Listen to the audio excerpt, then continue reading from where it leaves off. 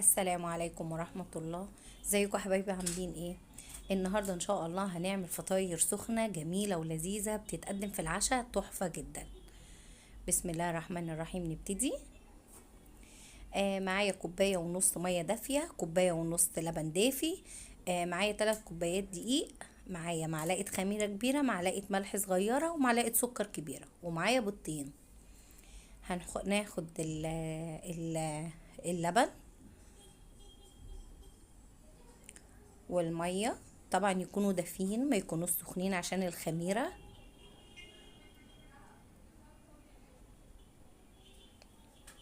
ادي كده الميه واللبن. هكسر البيضتين.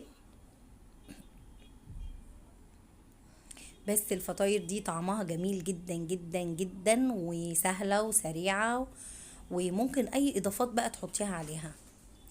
ادي الخميره والسكر والملح. الملح طبعا هتدوقيها حبة اكتر شوية، بتقللي اقل شوية حسب ما انت عايزة.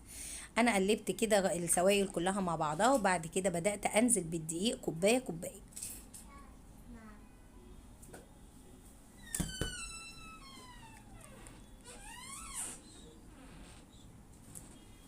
اقلبها كويس كده لما كل حاجة تدوب ورا بعض مع بعض كويس قوي، وهي بتكون خفيفة كده ما بتكونش تقيلة.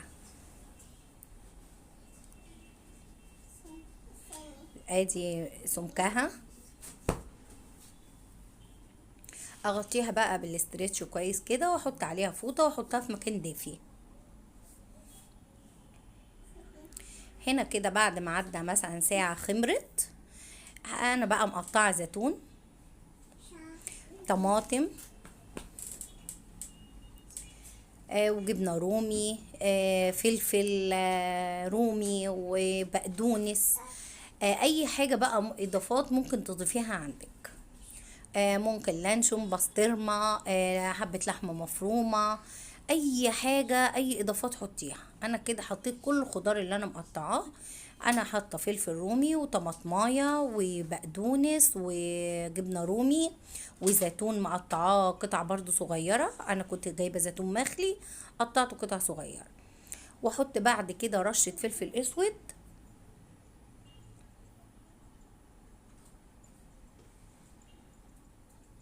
واقلب كويس جدا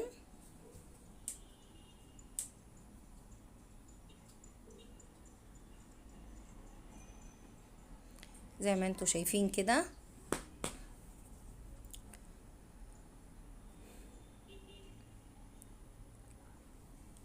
بعد كده بقى هجيب طاسة سخنة، احطها على النار يا دوب اول ما تسخن كده، احس ان هي سخنت، بدهن يا دوب زيت خفيف قوي.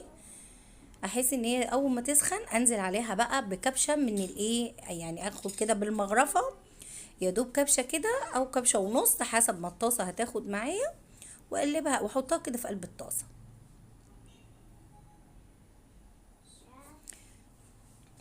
زي فكرة الكريب كده في دورانها شوية بس، واسيبها بقى تستوي.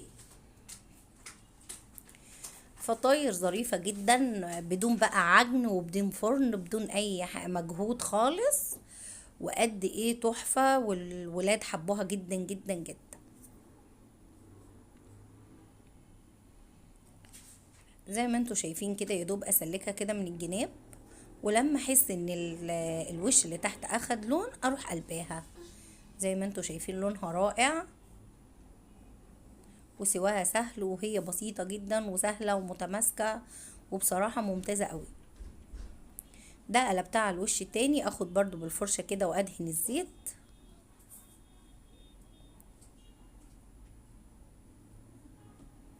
قد ايه جميلة وظريفة. ممكن بقى احط موتزاريلا، ممكن احط شيدر، احط اي حشوات انا عايزاها فيها. زي ما انتوا شايفين يا دوب كده حاجة سهلة قوي، بس طعمها جميل جدا، وكمان مغذية، وفي كعشاء فطار.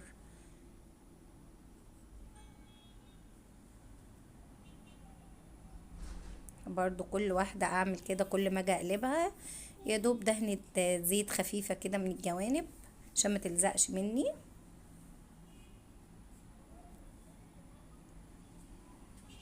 شكلها رائع وجميل جدا. واحطهم كده فوق بعض اهو كده. خلصت انا الكمية اللي عندي زي ما انتوا شايفين قد ايه جميلة وطعمة قوي. ريحتها والله اصلا لوحدها كفاية، يعني الريحة لوحدها كفاية، ومتماسكة وجميلة وفيها مكونات كتيرة، خضار وجبنة وبيض، كل حاجة نشويات، فوجبة كاملة اصلا. اقطعها كده.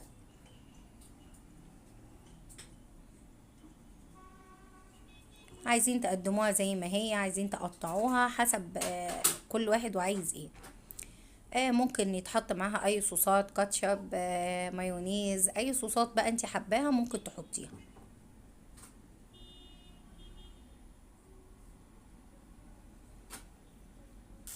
ريحتها اصلا رائعة. يا رب لو عجبكم الفيديو ما تنسوناش في اللايك والشير وسبسكرايب للقناة لو بتشوفينا لأول مرة، ويا ريت كومنتات بقى تقولي رأيكم.